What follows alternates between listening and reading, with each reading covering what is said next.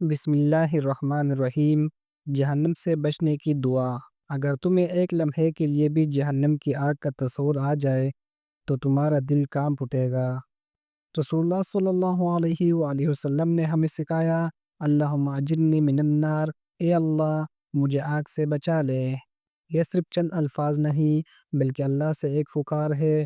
ہر بار جب تم یہ کہو گے، ایک فرشتہ کہے گا آمین اور تجھے بھی آگ سے بچائے۔